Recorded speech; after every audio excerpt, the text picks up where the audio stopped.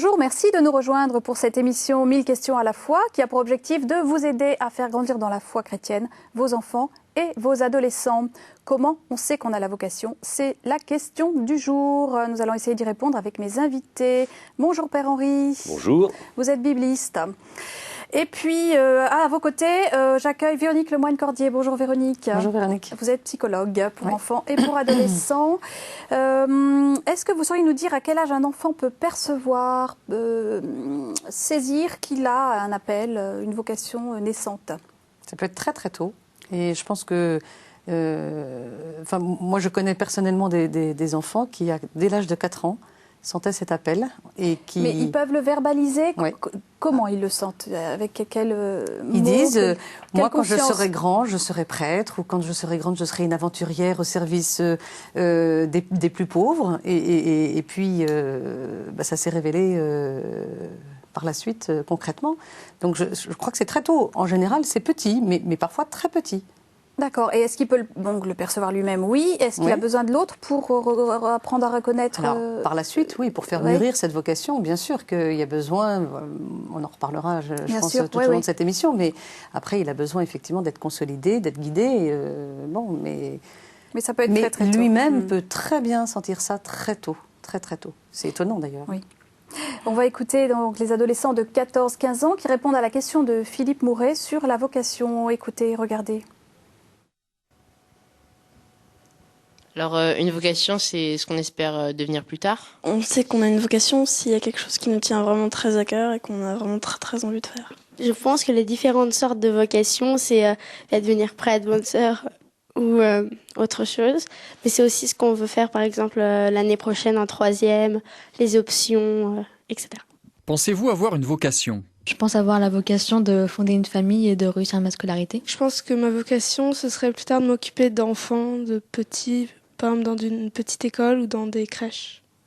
Parce que j'aime beaucoup les enfants. Je pense qu'on réalise qu'on a une vocation quand on prend plaisir à la faire et qu'il y a la passion. Je pense qu'on va vraiment savoir si on a réussi notre vocation quand on sera adulte et qu'on aura obtenu ce qu'on a toujours voulu étant plus petit. Avez-vous peur que Dieu vous appelle à une vocation ? À mon avis, si Dieu il m'appelait à une vocation, j'aurais peur. Parce que je sais pas trop si... Enfin, je pense pas que c'est ce que je veuille pour l'instant et je sais pas si j'y arriverai à faire ce qu'il me demande. L'attitude que j'aurais si Dieu me donne une vocation, ce serait un peu surpris parce que ça dépend d'un côté quelle est la vocation, mais si elle est complètement à l'ouest de ce que je m'attendais à faire, c'est vraiment... on est tous surpris, mais d'un côté, je pense que si Dieu veut faire ça, je pense que d'un côté, je le suivrai. J'ai pas du tout peur que Dieu m'appelle à une vocation, parce que je pense que Dieu, il est avec nous, quoi qu'on a envie de faire, et il nous forcera à rien. Il sera tout le temps derrière nous pour nous aider, quoi qu'on fasse. Quelles sont vos grandes questions sur la vocation ? À quel âge un prêtre a-t-il la vocation ? Est-ce que Dieu sera toujours avec nous, quelle que soit notre vocation ? Si on a la vocation d'être bonne sœur et qu'après on la perd, je voudrais savoir si on peut sortir de l'ordre des bonnes sœurs. Moi, je voudrais savoir si Dieu il sera quand même avec nous, s'il nous appelle, mais qu'on ne suit pas la vocation qu'il aurait voulu qu'on suive. Père Henri, je vous propose de répondre à la question de Nicolas. À quel âge un prêtre a-t-il la vocation? C'est très variable. Moi, j'ai des amis prêtres qui ont voulu être prêtres très très jeunes. Je pense que ça remonte à 4 ans, mais vraiment à 7-8 ans, voilà. Et puis d'autres, moi qui travaille au séminaire de Paris, on voit que quelquefois des vocations naissent après 20, 25, 30, voilà. Et vous-même? C'est très varié. Moi, c'était relativement tôt, on va dire. Enfin, je pense que j'ai eu une émergence vers 14-15 ans et c'est revenu en force à 18 ans. Et ça veut dire quoi, revenir en force? Une évidence. Une évidence. Un matin, on se réveille, il y a une chose claire. En disant, je serai prêtre. Alors, on vous dit plus ou moins, pas maintenant, finis tes études, apprends un métier. Puis, non, c'est clair, il y a que ça, et voilà. Une vocation repose sur une intime conviction? Ah oui, complètement, oui. Et une intime conviction, et encore une fois, moi je crois que ce qui la caractérise, c'est une certaine clarté, oui, une sorte d'évidence. C'est pas qu'on se pose pas de questions, mais on se les pose dans un chemin qui s'ouvre et l'idée d'une vocation, donc d'un appel. Alors bien, c'est pas un appel extérieur, mais il y a vraiment une attirance personnelle très forte. Oui. Alors vous dites évidemment c'est pas un appel extérieur, ça peut être un appel extérieur? Alors l'appel est extérieur, en ce sens, Véronique touchait le sujet tout à l'heure. Il y a des relais de Dieu. Enfin, du moins quand je parle d'une vocation de Dieu, qui vient de Dieu, il y a des témoins. Il y a des médiateurs, nous ça s'appelle l'Église, enfin l'Église ou même dans un diocèse, l'évêque ou celui qui est délégué à cela et son conseil qui vont reconnaître ou non la validité de ce que moi je comprends. Oui, donc on a besoin de quelqu'un d'autre pour reconnaître. Ah oui, on n'est jamais tout seul. Le processus de croissance vient justement de la confrontation qui fait que des relais permettent de faire mûrir, de pouvoir y voir plus clair comme la clarté. Et puis je crois que par rapport à ce que disaient des jeunes qui disaient mais moi j'aurais trop peur d'être appelé, etc. Je crois que Dieu il veut notre bonheur et qu'un des signes pour dire que véritablement on est dans sa vocation, c'est que ça nous rend heureux et qu'il y a un bien-être et qu'il y a vraiment une joie de pouvoir répondre à cette vocation, quelle qu'elle soit. À 14 ans, qui est quand même un âge pas nécessairement facile, vous étiez heureux de ressentir cette évidence, cet appel? Oui, non, mais comment dire, on peut appeler ça une joie d'entendre l'Évangile, d'entrer dans cette vie, dans cette logique, et en se disant, tiens, voilà, je vais me mettre au service de cette manière de vivre. D'abord, je vais essayer de le vivre moi-même, et puis c'est ça qui m'attire. J'ai envie, un peu comme plein à dire, moi, c'est les enfants qui m'intéressent. Moi, c'était... on va dire, de comprendre l'Évangile et de le rendre clair pour les autres. Voilà. Une vocation, c'est un désir, une volonté, une réponse. Alors les jeunes disaient, c'est ce qu'on espère devenir plus tard, c'est un but qu'on a dans la vie. Est-ce qu'on peut réduire une vocation à ça, un but? En tout cas, ça se manifeste comme. Oui. C'est-à-dire qu'il y a une orientation, il y a une pente, une porte qui s'ouvre et on a envie d'aller de l'avant et on se demande d'ailleurs comment ça va être, etc. Mais on gravit les étapes, les échelons, je sais pas quoi, au fur et à mesure avec de fait un certain bonheur. Oui, on continue d'être attiré. Il y a une dimension dans la durée, oui, mais dans la durée. Pas dans la durée, tiens, et si ça s'arrête. Oui, dans la durée, on imagine ça comme étant définitif. Vous voyez, mais ça me semble interne. Vous voyez, ce qu'on espère devenir plus tard. Oui, mais ça nous sommes faits. C'est devenir ce pourquoi nous sommes faits. Et c'est pour ça que même si on peut avoir un appel qu'on ressent très intérieurement et de façon personnelle au début, il va être très important que la famille, les parents à commencer, et puis de façon plus élargie les adultes auxquels on va être confrontés, que ces différentes personnes puissent justement faire émerger les talents, faire diriger le tempérament, etc., pour justement que la personne devienne ce pourquoi elle est faite. Alors ça peut être effectivement dans une vocation religieuse, mais il y a la vocation du mariage, il y a la vocation de plein de choses. Une vocation se pose sur des talents, sur des qualités personnelles. Sur quel terreau elle se pose, une vocation, d'un point de vue humain? Alors, je pense que oui, il y a des talents. Après, il y a aussi tout ce que la famille va déposer. C'est sûr qu'il y a a priori plus de vocation dans un terreau où on est vraiment chrétien de façon profonde, convaincu, etc. Bien qu'il y ait des superbes vocations dans des terreaux athées, entre guillemets. Voilà. Mais c'est vrai que plus on va être confronté au partage, à la charité, à l'entraide, au dévouement, au don de soi, et voilà, et plus on peut développer tout ce qui va nous permettre de devenir ce pourquoi nous sommes faits. Père Henri, quand le terreau, justement, la famille est athée, l'entourage est athée, comment Dieu s'y prend pour appeler? Enfin, quelle médiation? Eh bien, écoutez, il y a une véritable relation personnelle. Il faut bien avoir l'idée que Dieu est quelqu'un et que tout individu est quelqu'un aussi. Et moi, j'ai vu dans des familles, parce que finalement, vient au catéchisme des gens d'origine très très variée.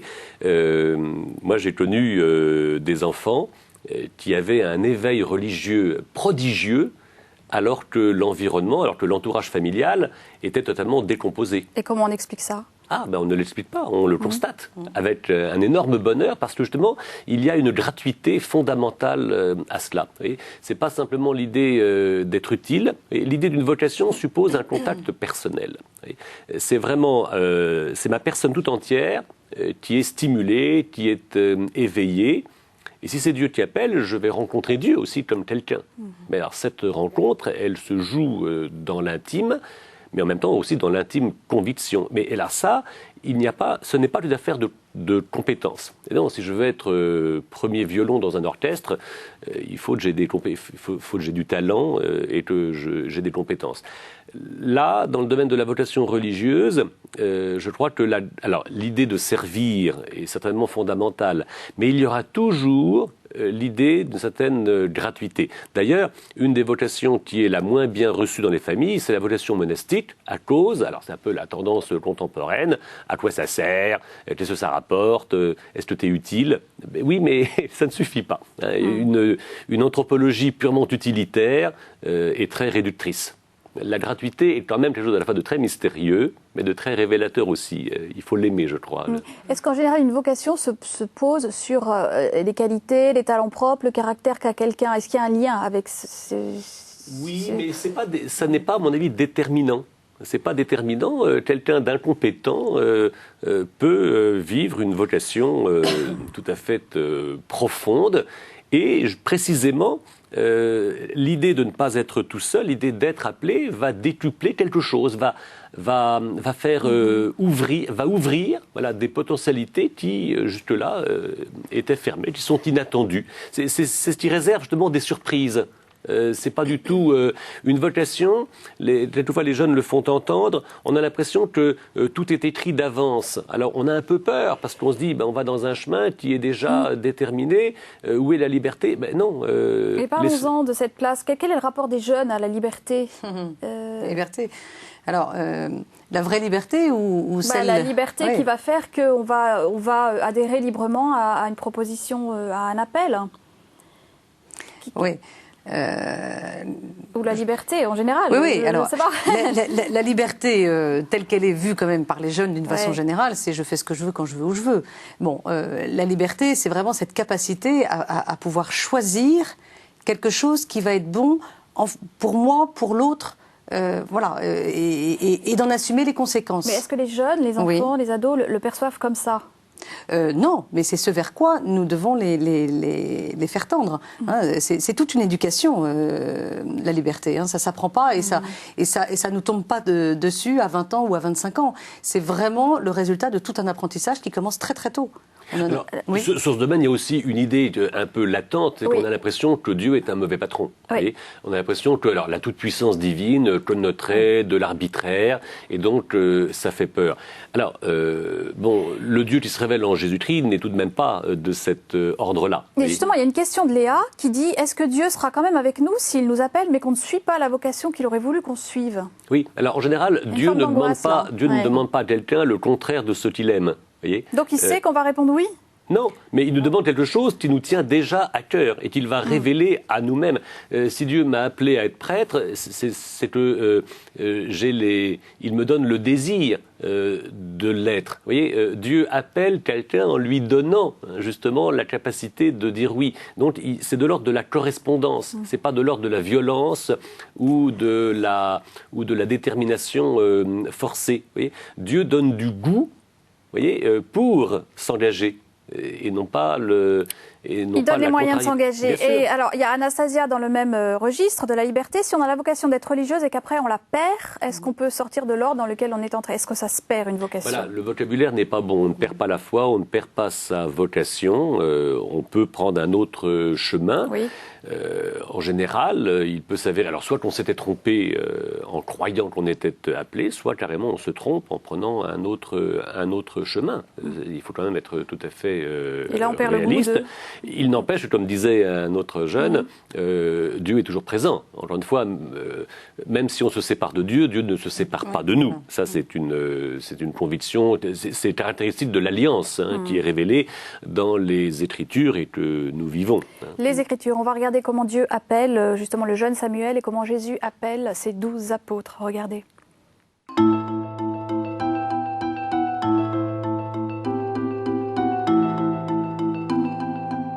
Dans la Bible, la vocation est l'appel que Dieu fait entendre à celui qu'il a choisi pour se faire connaître à son peuple.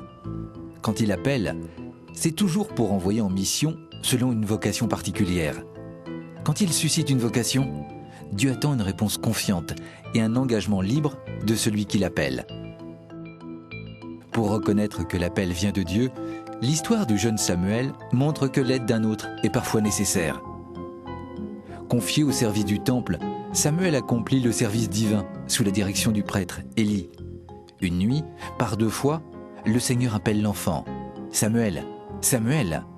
Samuel court vers le prêtre Élie et lui dit « Tu m'as appelé, me voici. » Mais Élie lui répondit « Je ne t'ai pas appelé, retourne te coucher. » Une 3e fois, le Seigneur appelle Samuel. Alors Élie comprend que c'est le Seigneur qui appelle l'enfant et lui dit « Retourne te coucher. Si on t'appelle, tu diras « Parle Seigneur, ton serviteur écoute. » Le Seigneur appelle une nouvelle fois Samuel qui répond « Parle Seigneur, ton serviteur écoute. » Alors le Seigneur fait de Samuel un grand prophète pour tout le peuple d'Israël. Dans l'Évangile, Jésus appelle 12 hommes à sa suite pour annoncer la bonne nouvelle. Tandis que Jésus marche sur les bords du Jourdain, Jean-Baptiste le désigne en disant « Voici l'agneau de Dieu ». 2 de ses disciples entendent cette parole et décident de suivre Jésus.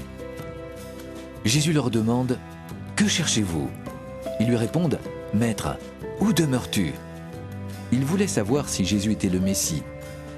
Il leur répondit « Venez et vous verrez ». À partir de ce moment-là, les 2 disciples l'accompagnèrent et demeurèrent avec lui. L'un d'eux était André, le frère de Simon-Pierre.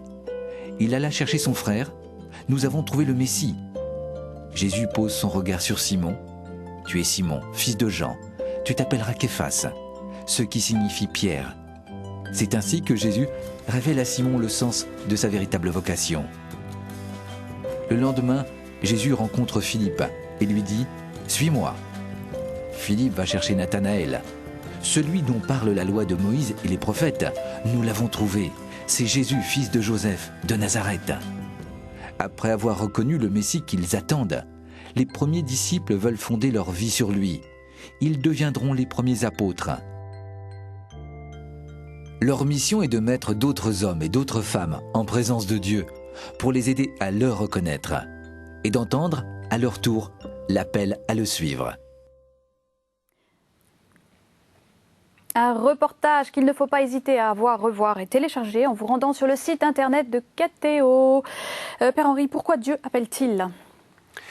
Dieu appelle parce qu'il nous aime et que quand on aime quelqu'un, ben voilà, on lui fait signe parce que ce qui est visé, c'est la rencontre. Oui, tout simplement, me semble-t-il. Et qui appelle-t-il ? Parce qu'il y a une multiplicité d'appels dans la Bible. Eh ben, alors, on a, comme je ne peux pas me mettre à la place de Dieu, je prendrai un texte de l'Évangile qui faisait extrêmement plaisir à Sainte Thérèse de l'Enfant Jésus. C'est l'appel des disciples dans Saint Marc.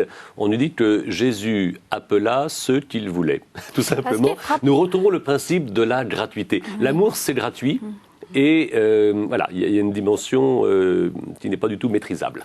Ce qui est frappant, c'est qu'il appelle des personnes auxquelles nous, humainement, on ne s'attendrait pas du tout. Mais justement, c'est très... pas compétentes. Ça rend modeste. Ça rend modeste parce qu'en général, il ne prend pas les meilleurs. Il ne prend pas forcément les plus compétents pour la mission qu'il propose. Non, il prend plutôt des gens qui n'étaient pas très doués. Mais alors, l'avantage, c'est que lui va les bonifier, il va les faire grandir. Mais en général, alors quelquefois, justement, les jeunes disent il va pas m'appeler, il peut pas m'appeler parce que voilà, je suis pas à la hauteur, mais personne ne l'est. Mais simplement, Dieu, qui est bienveillant, qui est amour, nous met à la hauteur, nous grandit pour être à la hauteur de ce qu'il nous demande. Donc ça vaut le coup d'être appelé finalement. C'est-à-dire que la question, c'est comment je vais être appelé, qui m'appelle et à quoi je suis appelé. Parce qu'en même temps, il n'y a pas que la vocation religieuse, mais que ce soit un métier ou tout le monde a une vocation. Famille. Tout le monde a une vocation, mais je dirais une vocation, oui, parce que Dieu appelle chacun par son nom. Hein, le bon pasteur appelle chacun par son nom. Le tout, ce qu'il faut bien comprendre, c'est qu'un appel ne vous met pas une fois pour toutes sur des rails. Vous voyez, l'appel, il n'est pas comme ça une fois et puis après... débrouille-toi. L'appel, il est quotidien et en même temps, il y a des tas de changements. Heureusement que dans la vie conjugale ou dans la vie religieuse, demandez à un moine si sa vocation a été uniforme. Certainement pas. Heureusement que Dieu revient à la charge. Voyez. Mais prenez des grands personnages bibliques. Moïse, il est appelé plein de fois. Alors on se dit, tiens, des textes, ils sont mal ficelés. Pas du tout. Il y a des choses de très profond dans leur mise en récit. C'est que Dieu intervient pour infléchir sans cesse la vie. On n'est jamais abandonné. Qu'est-ce qui vous frappe, Véronique, dans la manière dont Dieu s'y prend pour appeler, notamment dans les 2 textes qu'on vient de voir et d'entendre? Ouais, c'est sa discrétion et c'est l'ajustement à chacun, je trouve. Avec des façons de faire qui s'ajustent, qui s'adaptent à chacun. C'est-à-dire que, avec Pierre, il lui donne une mission bien particulière qui ne sera pas celle d'André. Et voilà, ce sont des appels qui sont à chaque fois différents, mais tous pour effectivement le servir. Et voilà, c'est vraiment cet amour qui s'ajuste à chacun.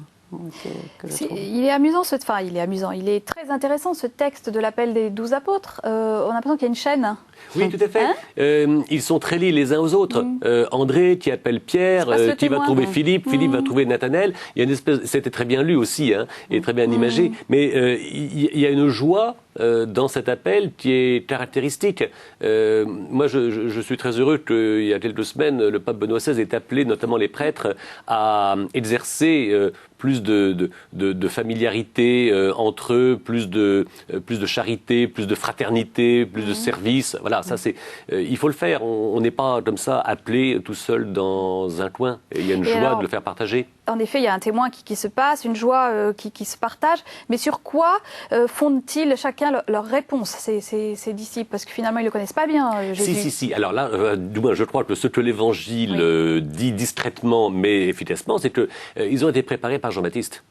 Jésus ne vient pas non plus sur une terra incognita, sur un terrain, sur une table rase. Qu'est-ce qu'il leur a dit, Jean-Baptiste? Jean-Baptiste, il leur a dit que Dieu existait, que Dieu allait faire quelque chose, que Dieu allait intervenir de manière décisive pour changer le cours du monde.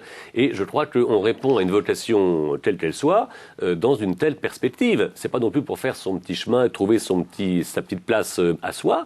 On espère bien infléchir le cours de l'histoire toute entière. Je crois que c'est ça qui donne un certain enthousiasme et qui fait que on va essayer de ne pas trop compter ses efforts. Et par rapport au jeune Samuel qui ne connaissait pas encore Dieu, mais Dieu l'appelle, qu'est-ce qui est intéressant dans ce texte pour nos enfants d'aujourd'hui? On l'a dit avec Véronique, il y a l'idée que Élie vient le conduire aussi. Il s'agit de reconnaître. Voyez, Élie l'aide à reconnaître. C'est un intermédiaire, oui. C'est lui qui va effectivement l'initier pour se mettre à la disposition et recevoir cet appel. Donc voilà, il a eu cet appel, il s'est levé, etc. Mais il a eu besoin effectivement d'une autre personne pour vraiment se mettre à la disposition. C'est ce qu'on appelle le discernement. Et le discernement, c'est vraiment l'éveil de l'esprit, c'est l'idée de reconnaître qui je suis et qui sont les autres et qui est Dieu et de voir comment il y a un lien qui s'établit et comment la rencontre se fait. Mais vous voyez, ça suppose toujours une progression. Là aussi, c'est très intéressant. Une vocation, que ce soit encore une fois conjugal ou religieux, connote quelque chose de progressif. Il ne faut pas croire qu'on a la totale. Souvent, on a l'impression, je ne sais pas moi, une première messe ou un mariage, on a la totale, et puis après, ça va dégringoler doucement, nous ne vieillirons pas ensemble, ou ça va rentrer dans la banalité. Je crois que dans le banal, il y a du sublime, et que ce sublime se découvre au fur et à mesure, avec plein de surprises, mais parce que Dieu est un être, si Dieu est amour, l'amour est toujours nouveau. Vous voyez, autant le péché, c'est un truc qui est toujours pareil, c'est très répétitif, autant la charité, l'amour, c'est toujours neuf. Et cette nouveauté, elle est très attirante. Quel petit jalon, là, en 30 secondes, Véronique, à poser pour justement qu'un jour, nos enfants, les jeunes adultes soient prêts à engager toute une vie? Alors, indépendamment d'une vocation religieuse, je crois que c'est vraiment leur permettre d'acquérir la maturité affective qui va leur permettre de s'engager, de faire des choix, de prendre des responsabilités, d'assumer les conséquences de plein de choses. Alors, ça commence par des toutes petites choses. C'est l'éducation à la frustration dont on a déjà parlé. C'est cette éducation à la liberté que j'évoquais tout à l'heure. C'est le don de soi. Ce sont toutes ces choses qui vont permettre aux jeunes devenus adultes de s'engager dans une voie ou une autre, mais en tout cas de s'engager d'une façon qui va lui permettre de se réaliser et de devenir ce pourquoi il est fait. Merci Véronique, merci Père Henri, merci à vous de nous suivre fidèlement.